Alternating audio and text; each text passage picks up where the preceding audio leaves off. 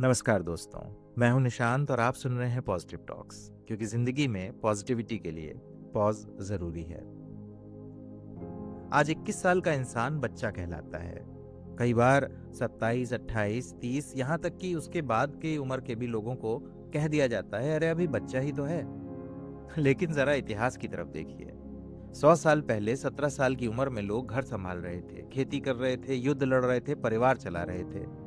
उस उम्र में जीवन उनसे मैच्योरिटी मांगता था। अगर आज जीवन बहुत अलग है, सुविधाएं बढ़ी हैं, सेफ्टी बढ़ी है, कंफर्ट बढ़ा है।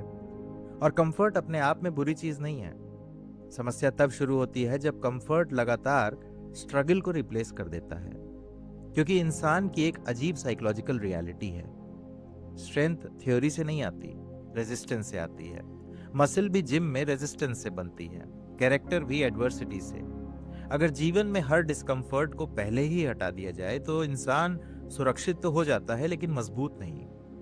आज बहुत से यंग लोग इंटेलिजेंट हैं, अवेयर भी हैं, लेकिन इमोशनली फ्रेजाइल हैं। छोटी रिजेक्शन तोड़ देती है, थोड़ी क्रिटिसिज्म हिला देती है, थोड़ी अनसर्टेनिटी एंजाइटी बन जाती है।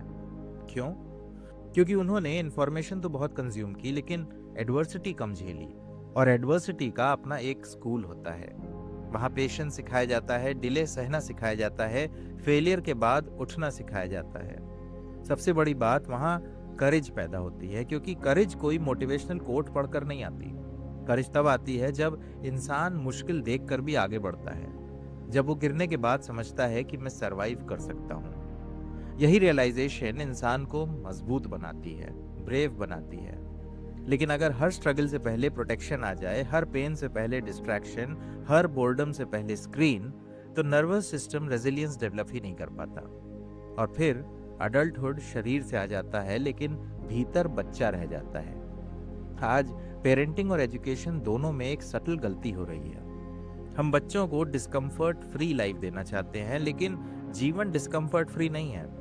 बाहर कंपटीशन है, लॉस है, रिजेक्शन है, लोनलीनेस है। अगर बच्चे ने कंट्रोल्ड एडवर्सिटी भी नहीं झेली कभी, तो रियल वर्ल्ड उसे डिस्प्रपोर्शनेटली हर्ट करेगा। इसलिए शायद बच्चों को सिर्फ सब्जेक्ट्स नहीं सिखाने चाहिए, उन्हें एडवर्सिटी भी सिखानी चाहिए।